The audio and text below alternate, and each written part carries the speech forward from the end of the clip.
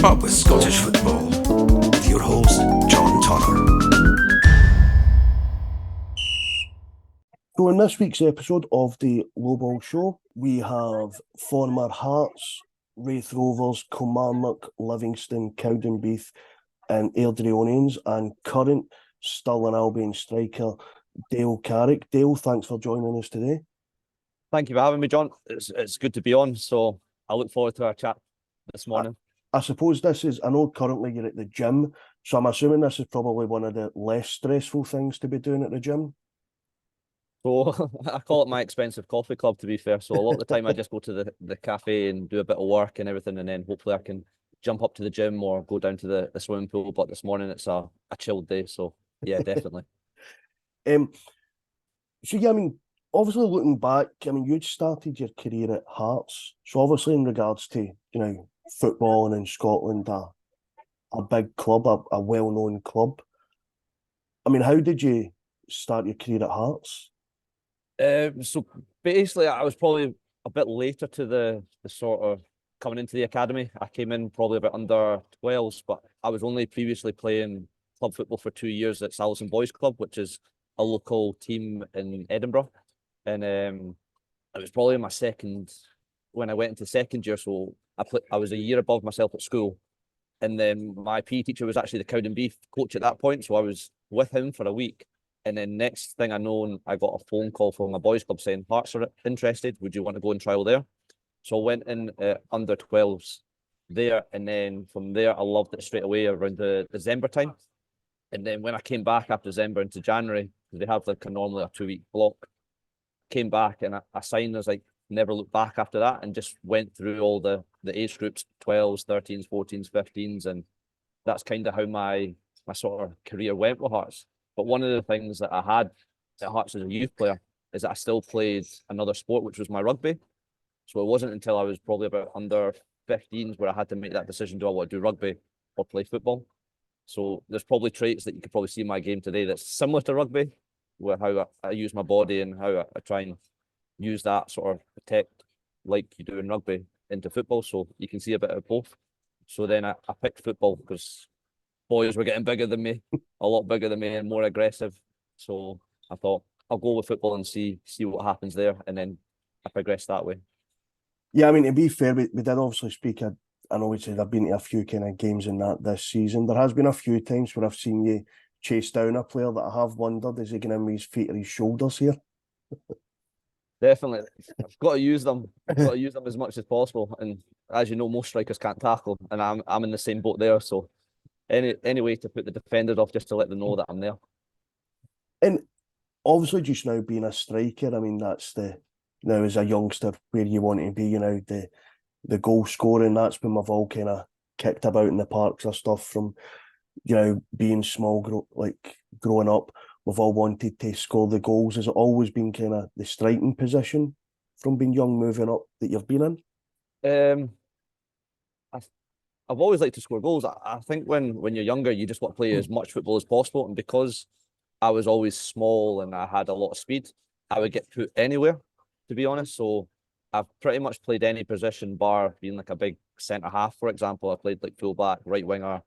But I think as I progressed, the coaches started to think, right, I could use my speed to then get in behind, and then I could finish as well with my sort of runs in behind. So I think it just kind of stuck. And then as I progressed through the academies, the later stages, I was probably any more of the attacking areas, wide left, wide right, play as a wee 10 that I could then run in behind if the striker came short, or I could play as the number 9 to then do a bit of both, be the false 9 or the one that just stretches the game. So it was just anything really, anything that I could then, because one of my other attributes is the work rate. So the coach could always trust me to do the defensive side as well. So I had that both where I could play anywhere.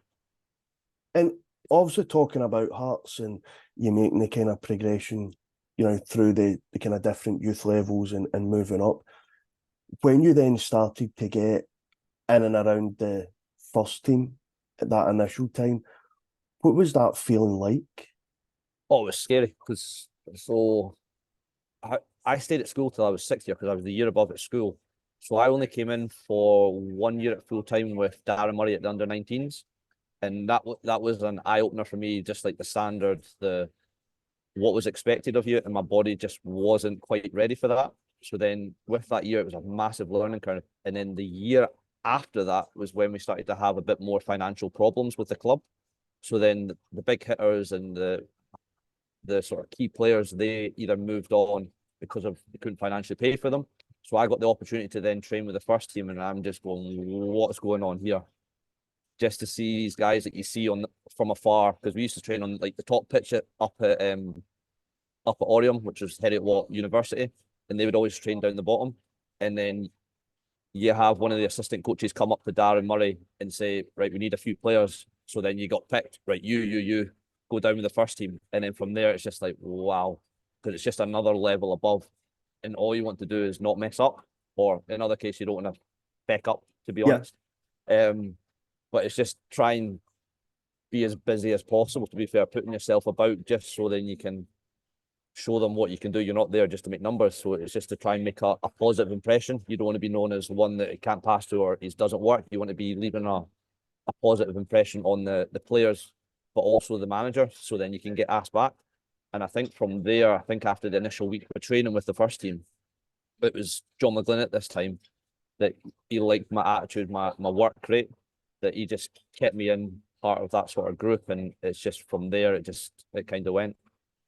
And when you finally kind of stepped out and made your debut with the first team, do you remember what that kind of, the build up to that or how that came about? Like, you just took aside and told, right, you're going to be starting, or is it a case of this is the team for this week? So I was involved with them over sort of pre-season. So I think a couple of weeks over July, for example, we played against Dunfermline in a friendly. So I was involved with that, and the season then started like sort of early August, and I was still training with the first team with that. And so it was the biggest shock was being in the squad first and foremost. I think that was the biggest one. So when I saw my name, I was like, okay, right, I'm on the bench, and because we're playing St Johnstone at home as our first game of the season, and I just remember might get on here. I might actually, because we were doing really well. We were doing really well, and I think it was one of those ones. It was like maybe the last 5 minutes, and you're sitting there just watching the game go, and the gaffer just turns around and goes, "Right, go warm up." Thinking nothing of it. He's just told me to warm up because he tells most of the boys to just go warm up down the side. And then 2 minutes into the warm up, calls me across. Right, you're going on. At that point, it just kind of went. So got ready, and I basically came on the left wing, and it was one of those moments. It was just surreal because that's everything that you've trained, you've wanted, that you've seen, the lights at Tynecastle, just all the fans and everything, to then hear your name going on. I think it was a surreal moment. Like, it still gives me like goosebumps today. Like, I'm still feeling it in my hands like now. So I remember that's probably the day that I probably should have scored. It was one of the ones that I've always practiced, where I was on the left-hand side, I've cut right inside, and it's one of those ones. See if I've like mishit it, it's probably going right in the top corner. But because I've hit it so sweet, it's actually hit the back of the net as it went over the bar. But it was going right in that top corner. But if I mishit it, it would have went in the goal, and it would have been an unbelievable debut. But I think for overall experience and just the sheer, I think the adrenaline was just going through me. So I was just loving every moment of it. And then because of the type of person I am, I went and practiced that every time, that type of finish, and I was getting exactly so then I could remember it next time. So it was just, it played on my mind. Those wee moments have played on my mind to then go, right, next time I get that opportunity, I'm going to put it in the back of the net. So that whole experience was surreal to make my debut. So I was delighted to get that opportunity. And obviously, speaking about the chance that you felt you should have buried, that probably later on in your career you would have took the chances every day of the week. Do you remember your first goal for Hearts? Yeah, my first goal was in an absolute rammy of a match. We played St Johnstone away, and it was like a 3-3 game. And I remember it was like Ryan Stevenson got sent off because it was him and the goalkeeper. The goalkeeper was nuts. Both got sent off, and it was like a big rammy on the goal line. So I think we were getting beat like 3-0. at that point at halftime, and we brought it back to 3-3. So all I can kind of remember from is that I burst my nose. The centre half, it's like the typical one. I chase lost causes from when I was a kid. I was just chase lost causes. Ran down the side. I've been popped in the nose off the defender. So I've got like big bits of like tissue right up my nose, and like there, my nose is like massive. I end up scoring a header as my first goal. So Kevin McHatty's whipped it in. I've got the header straight down the middle, got the ball buzzing, but I've still got these big tissues in my nose like this. And then from there, it was just like finally get the monkey off the back, because I hadn't scored previous to that, to finally get my first goal. It was just like, I can do it. I can put the ball in the back of the net, because that's what I was getting tenser and tenser about, is getting that first goal. And I think once I got it, I went on a wee bit of a notion to get more. So, but what a game that was up at Perth in that 3-3 game. And I suppose as well, where, great getting your first goal and everything, at the time it wouldn't have mattered. But now I suppose if you look back at anything, you're celebrating that goal with the tissues out the nose. So probably not the most aesthetically pleasing. No, because that would have made it 3-1. So then it was literally like a yas and then run. Right, we need to get the ball back. So then we got back and then we got like 3-2. It was like a shamash with like, sure, we scored in like the last kick of the game where we got a corner. They had, I think, because they had no more subs at that point. So I think one of the centre backs had to then go and become a keeper. So we just layered the ball onto it. I think it was a stramash, and it was like Sam Nicholson that ended up like volleying it into the goal with a shank. So we ended up getting it back to 3-3. So it was like an interesting time for us all. And just to kind of briefly touch on, because I know you'd also spoke a wee bit about the kind of situation that Hearts had been in, but in the dressing room and at training and kind of in and around with the players and stuff, what was the kind of atmosphere like? I think that's a difficult one to answer for me personally, because I was still technically a young boy at this point, so I wasn't technically in the first team's change room. I was still upstairs with the youths, so I was still going back and forth. So it was hard to really know, because all I was focused on was my football and just keep playing, keep getting involved, keep working hard every day. So I wasn't really seeing that side of things, because with the youth, it didn't really impact us because we were still getting paid. It was more impacting the senior players and how they were taking 60% cuts, or they were referring their wage, for example, just so that the staff could get paid and the sort of youth players got paid. So I was pretty much oblivious to all. It didn't have much of an impact on me, but on the flip side of that, it gave me the opportunity to then be involved with the first team. And that's one thing that I would say is football, getting to first team is all about opportunity and a bit of luck. And I had that at that moment in time, that I had that opportunity.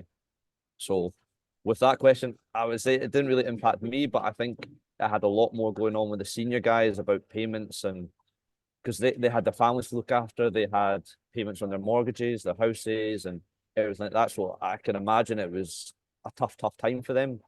So I could only imagine what they were going through.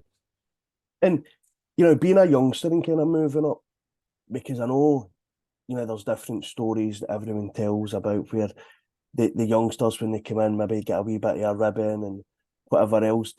Was any of that kind of going on? So I still had my jobs to do. So I still had jobs to do.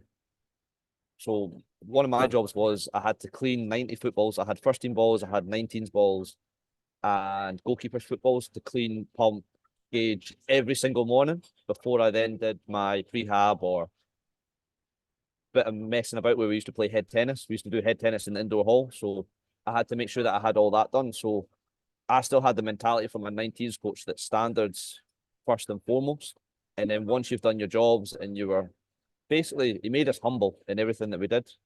So then when you got the opportunity to say that you were a first team player, so for me, when that become a first team player is when you played 20 games for the first team, you got to go into the first team change room where the place was, and then you didn't have your jobs.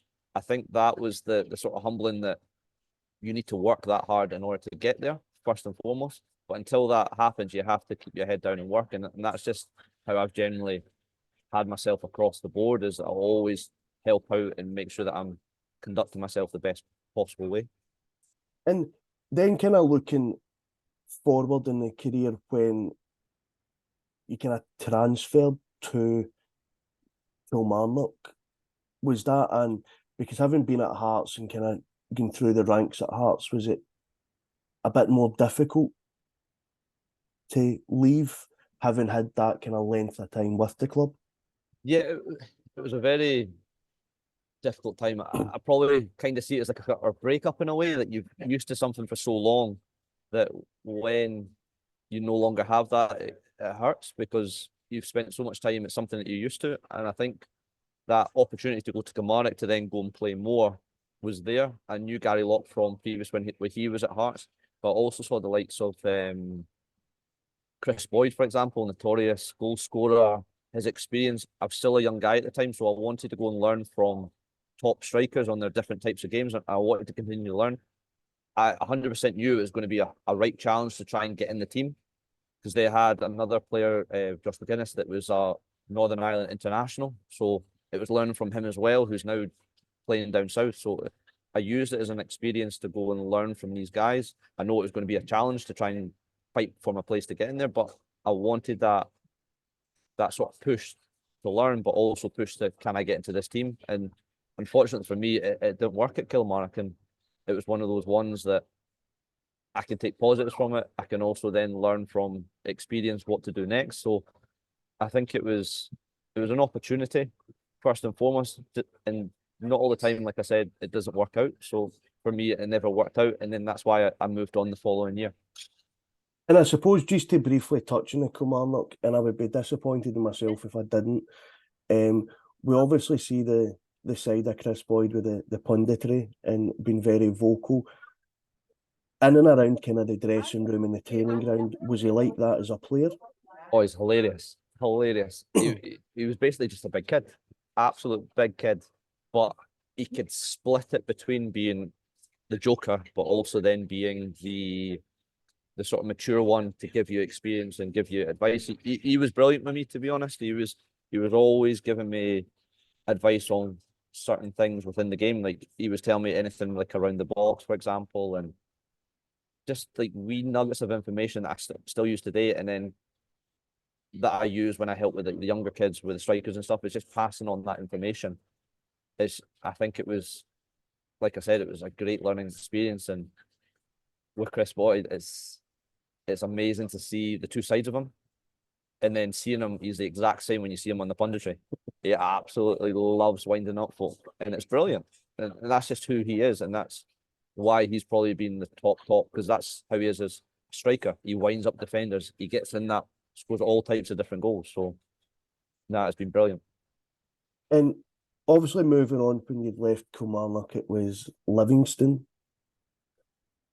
You'd went to, and going there, was that, again, obviously I understand with the Kilmarnock now, it happens sometimes, the kind of club and everything else doesn't work out. Did Livingston feel like a better fit getting into? Yeah, Livingston was brilliant for me. It was an opportunity to then go and play, to try and get into a team that just recently got relegated from the Championship down to League One.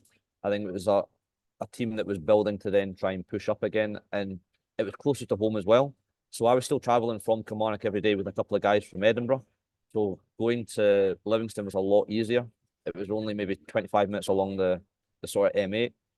And it was an opportunity to then go and get playing again. Just going and enjoying my football and just kick on, really. I think that was the big thing, is trying to get consistency across the board. And when I eventually at Livingston, I had the opportunities to go and play, and the team was very successful. Like they had two top strikers in the place of Liam Buchanan, and then who scored lots and lots of goals. So it was tough for me to get in at that point, but I think it's because I was having like wee niggles. So I fractured my metacarpal in my hand. So then that put me behind everything.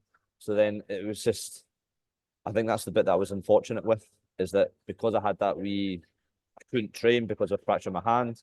It then set me back. And then by that point, the boys were flying. It was even harder to get minutes on the pitch. So that was another one that was taking 2 steps back to then a step forward type thing. But my experience of Livingston, it showed me the other side of going from a Prem to League One, where everything's so knit tight and the resources are less, but the coaches, the physios, the kit man / sports scientists, wee Cheb, are brilliant for clubs like Livingston. That it just made everything about the club, and they knew exactly what it meant. So, and I made great friends there. How close we were as a group to then push through, and how well we did in League One. I think that was evident. And just to check, who was the manager at Livingston when you had went? So when I went, it was Davy Hopkins. Am I getting his last name? Hoppy. So, and then Davy Martindale was the assistant at that point. That's what I was saying, because obviously I did think that Martindale was around the club at the time you were there, and obviously now, you know how long he's been managing and what he's been doing at Livingston. What was he like back then? So Davy was the exact same. He was very passionate, enthusiastic about his football. He had a way of how he wanted to conduct himself in terms of the type of training, what he was wanting from the boys, in terms of the standards he wanted, but he also had that side of where he had a laugh and a joke with like the younger boys. So like we had a wee boy called Noxie, and he used to be the one that used to get quite a bit from Davy at that point, but it was always a good laugh, to be fair. But yeah, he's the exact same as what he's probably a lot happier when he was in League One and League Two, and Championship, sorry, than he is probably at the moment. But he was always that sort of bubbly character within the sort of change rooms and around the management staff. And then from Livingston, I know you'd went out and loaned to Cowdenbeath for a bit. What was the kind of experience like at Cowdenbeath? So Cowdenbeath was an opportunity to go and play. So at the time, I recently joined Hearts in the academy to do some coaching just to start to see if I liked it or I could go for it. And then at that point, Foxy was in at the under-16s at that point, I think. Or he was there about under-16s and sort of reserves. So he was there about as a player, but then had the opportunity to go to Cowdenbeath. And he's saying, do you fancy coming along? We're looking for a striker to get involved. And at that point, I was like, yeah, I want to get some games. So I ended up going the sort of second half of the season where I got like 15, 16 games under the belt just to go and play. And that was because I've recently played the championship with like the Heart and been there. It was a new experience actually being involved with it and being the pressure, because they were at the bottom end of the table. So it was having that experience to try and get that points on the table and have a mixture of results, playing on a pitch it's very narrow. It's got the cars that go round it straight after us. So that experience for me was just go and play free, go get goals and get minutes and make sure that I don't get injured. So I think for me, it was a positive one that I got minutes, I got time on the pitch, I got goals. And then thankfully, we kept the team up against East Kilbride that were in that sort of playoff sort of final that we had at the end of the season. And at that time, also, you're talking about the kind of coaching and just kind of starting to do that. Did you have like kind of aspirations to, and even now, but back then when you started it, to that being another element of, you know, looking at when, because also with everything else, you know, football, and I know you'll know this probably better than me, but there's that kind of time limit as to where, you know, I can't now kind of playing and continuing to play week in, week out isn't going to be viable. So having another element of coaching or management of things there. So has that been something that you've been looking to do progressing? I think initially when I first thought, I was a very, very sort of quiet person. I'm still generally quite quiet and considerable to some of the loud characters that you have within football, but I definitely thought at that point with coaching, I've never even thought about it, to be honest. And it was an opportunity where Alan White, the community coach that did like our 1.1 or 1.2 when we were 19 scholars. So like when we were at the 19s, we still had like a Wednesday education where we did our coach education where we got our licenses. But then he got back to me probably when I was at Killy actually to say there's a vacancy at the academy. Do you fancy coming in just to see how it is and go from there? At that point, I couldn't commit. So then I got back to him when I was at Livingston and I was like, I've got a bit more time in terms of traveling and all that type of stuff. So I could come in and see what it was like. So I came in and it was with the under-13s boys at the academy, and it was to work with Scott McLennan, who is now the under-18s at Celtic. So got to work, came in the first couple of bits, and I could just see the standard and the detail. Scott's probably a couple of months older than me, so it actually worked really well, and I think we built a good relationship, and he got me to understand the sort of coaching side. And I think from there, the coaching side just gave me an extra element to my game now. So I'm understanding the game from a coach's point of view, but then also thinking about the game more as a player. Well, when you're a player, you're just thinking, right, how do I get the ball from here and score a goal? And that's generally what you think about. But with coaching, you've then got to think about all players on the pitch and how that then relates to you. And then that allowed me the opportunity to then think about my positioning, the timing of my runs. If I go here, how does that then help my teammates and stuff like that? So I think with that started, I did Hearts, because then it went on to the next part with Livingston, is that I got the opportunity to then go to Airdrie. So with Airdrie, that went part-time. So I thought, what am I going to do with my mornings or my days that I'm not training? So then I had the opportunity to then do a bit more with box soccer that John Cahoon owns. And they had the opportunity for me to then come in and sort of learn about box soccer and get involved that way, but then also do Hearts and then Airdrie as well. So I was doing 2 coaching and 1 playing. And I think it just all came together really nicely. And where I am right now is my local gym that I can then get involved, make sure that I'm still maintaining like a full-time athlete, but then also I could then do the session plans and organisation of what coaching was needing me to do at that point, and just to get a greater understanding. And I think over the last sort of couple of years, it's just slowly progressed where I've got the opportunity to work with grassroots players, but then also elite players, and it's gave me an acceleration of working with all these different players. But then also I had the opportunity at Hearts where they put me through a degree where I could then look at it's supporting and looking at the needs of athletes through professional practice. So I got further training and development, that side of things. And then they also put through me my badges. So I had my B license, my A license, and my Elite Youth A license, all within 4 years of joining Hearts. And then I got a degree on top of that. So they put a big bit of investment into me. And then that then allowed me to see more and work with the different age groups at Hearts, from 13s, 14s, then 16s, then having a couple of opportunities to work with the 18s players at the games or during the day, whatnot. And I think that's just gave me that love and that drive of how can I then help the next lot of players, if that's to go on to the first team at Hearts or if that's to go in and play somewhere else. I think that's the most important. But I think the biggest thing for players nowadays is the attitude and setting the standards and instilling them with what they need to then try and play somewhere professionally.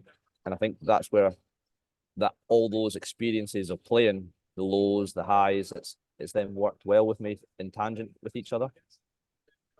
And to just to go on in what you're saying with that in regards to the coaching and the looking at different elements of the game, does it make you understand perhaps when managers or coaches are looking at certain things, why they're doing that? So does that make it easier when they're giving perhaps team talks or they're explaining stuff, or maybe there's a frustration? Yeah, I think it gives you better awareness of both sides of it, both sides of the coin. So yes, from a player, you'll have your own perspective, but then it gives you also the awareness that you can look at what's the manager trying to portray in his team talk, in his tactics, in his sessions. And then also it gives you the opportunity to say, like, I quite like that session, so I might go and try it with the kids later on down the line, or I might tweak this wee bit. Because I think with football, it's just tweaking wee experiences that you've got to then see what works best for the players that you're working with from a coach perspective.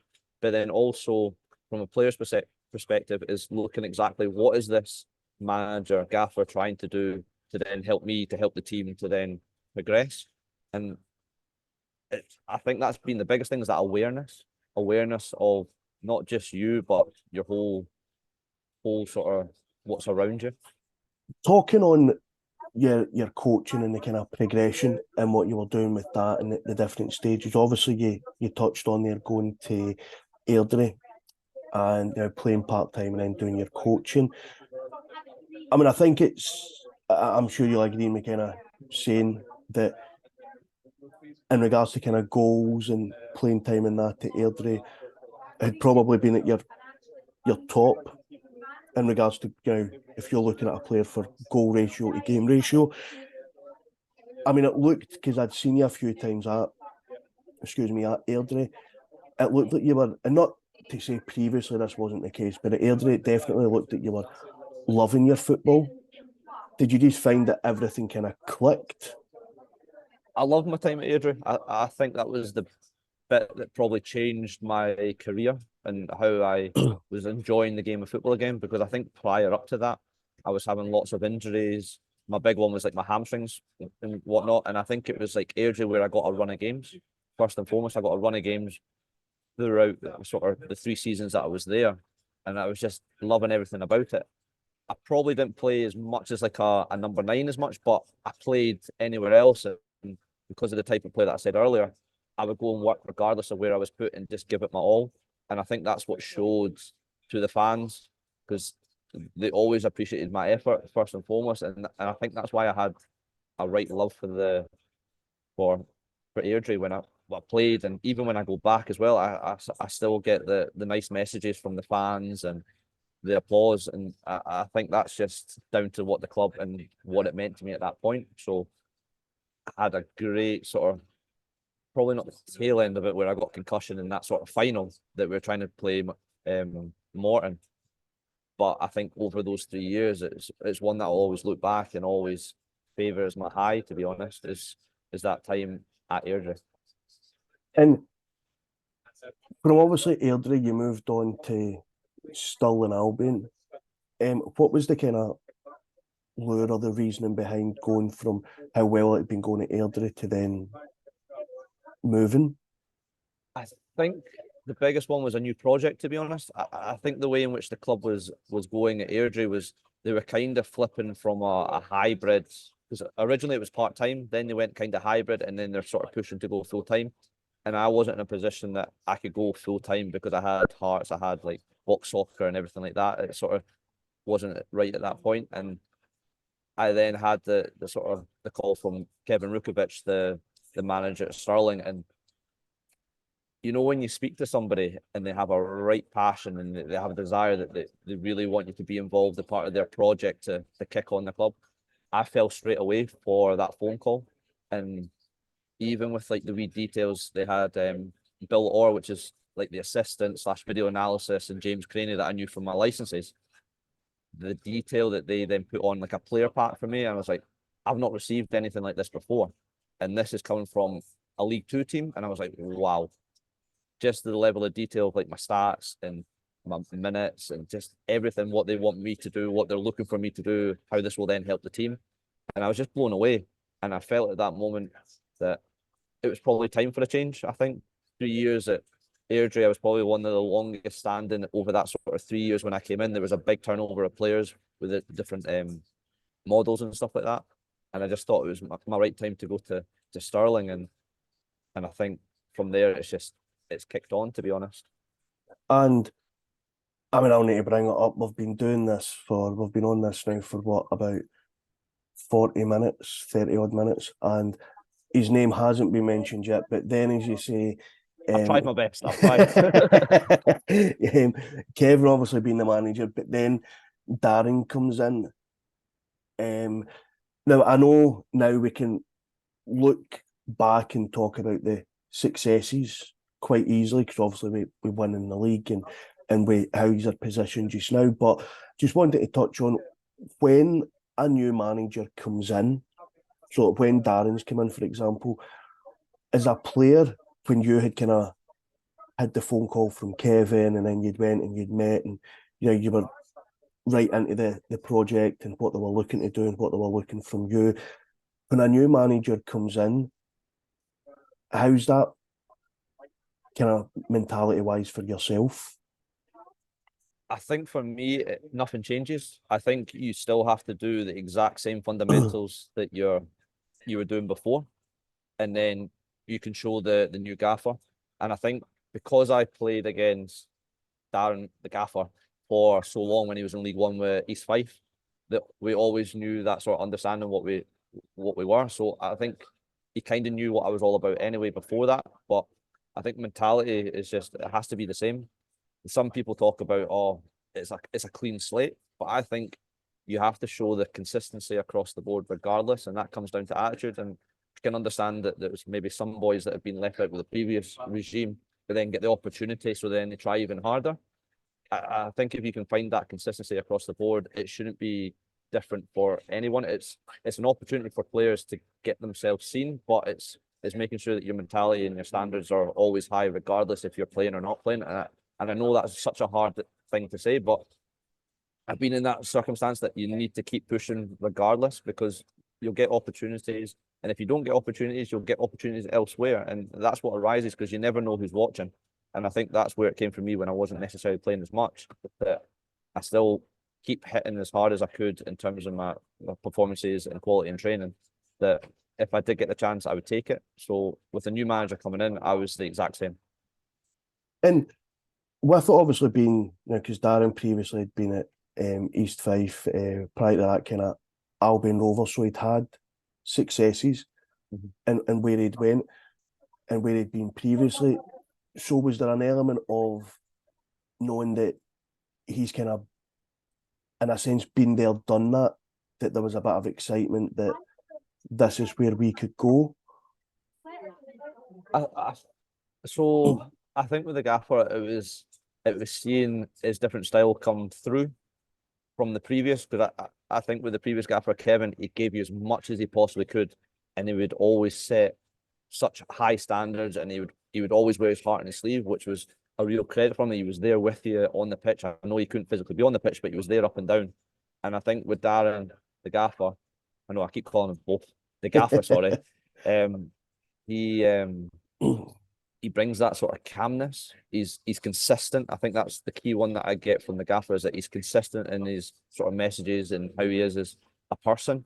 And I think that just allowed the sort of team to relax and know exactly what was kind of happening, to be fair. And I think, like what you said, he's played at a high level. He's been captain from a young age, and that he's had that experience of winning with Albion Rovers, for example. So he's got that experience in him as well. So I think he brought that sort of kind of qualities to the changing room. And looking at when you had went on and you had won the League Two, what was that kind of run in and feeling like? See, if I'm being honest, I don't think we played particularly well. I think we were kind of hitting that sort of like coming down a wee bit, because we were at that point where we were playing great football up until like Christmas time, and then I think our football wasn't as great. It wasn't as free flowing. We weren't getting as many goals, but we were somehow still grinding out results. We were still getting goals and clean sheets and everything like that. So I think once we got over that final hurdle where it was basically done, I think that's where there was just that huge release, that huge, like, we've done it, like we've actually went and done it, which was incredible. And it's one of the things that you always look back when you're playing, is that enjoyment, because you don't get many of them, to be honest.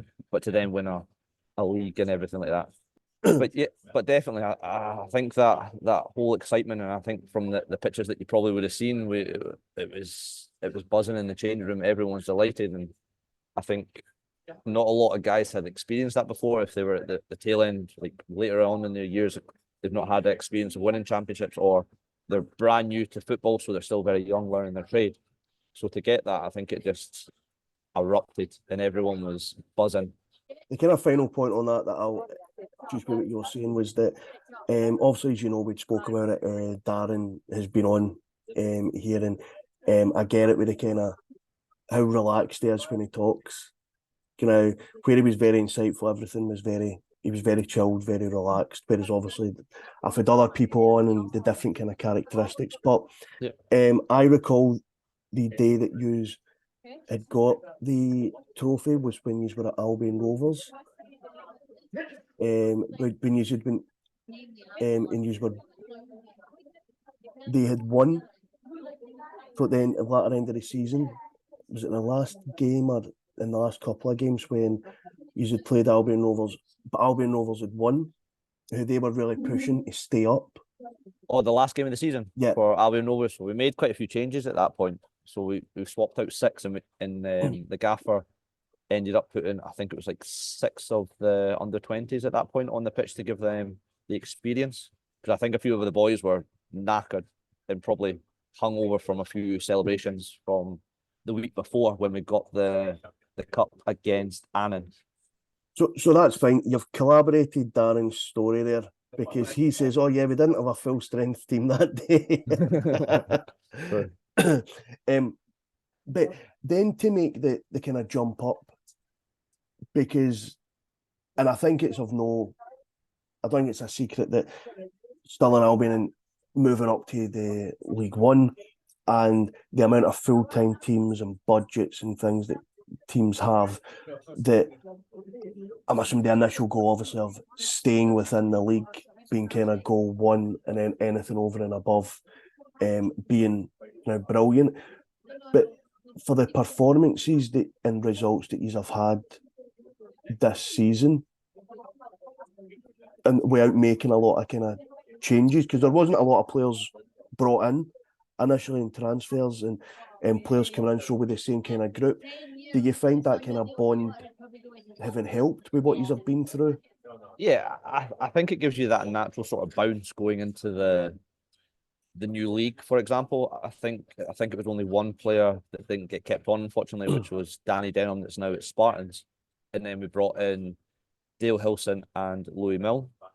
So I think with that, it kind of kept the core group together with adding 1 or 2 bits of quality. And I think it gave us that natural bounce to start with, where we started well. But I think it's just we've been a bit inconsistent. And I think probably what we had last year is we had certain things that went for us, like the last touch goal or last block. Now those wee things are coming against us in this league. So it just shows you that sort of flip. But I think we've been consistent enough, first and foremost, that the objective is to stay in the league. And like you said, anything that's above that makes it even better. And just as I said to you, being at a few games in that this season, I mean, even when I look back to recently the Hamilton midweek game, I mean, the football that you played for the first 25, 30 minutes, and I would only bring this up, obviously, with you being on, but the football that you had played in the first 25, 30 minutes was probably nothing short of looking like the full-time, well-established team.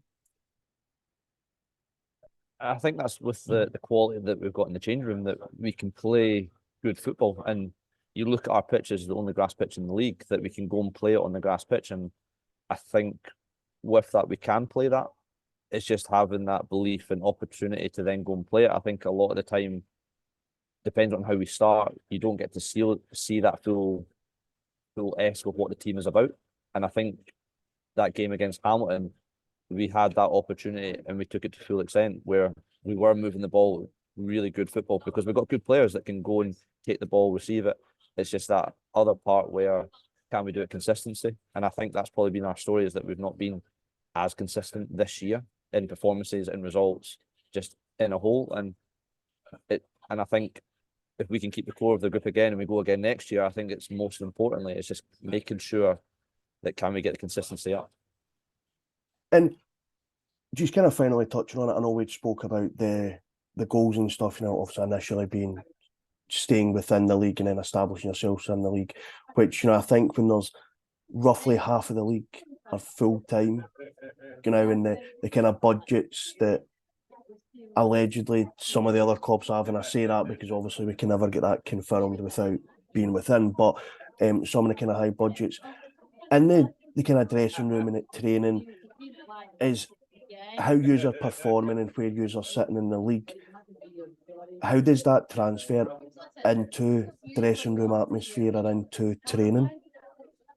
I think with us, we've got a really good group of guys that are always together. We have that sort of level of all different characters. There's a good bit of banter between that, and I think that's what's allowed us to achieve what we did last year, but then also what we're achieving this year, to then go through it. But then, like you said, with the full-time teams, it's an opportunity to go and play against these guys that are full-time and the boys that are in that are part-time, that are grafting during the morning, afternoon, and then come to train at night and then playing at the weekend.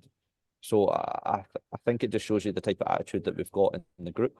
And I think it's by having that, first and foremost, the group togetherness, I think that's what sets us apart from most teams, to be fair.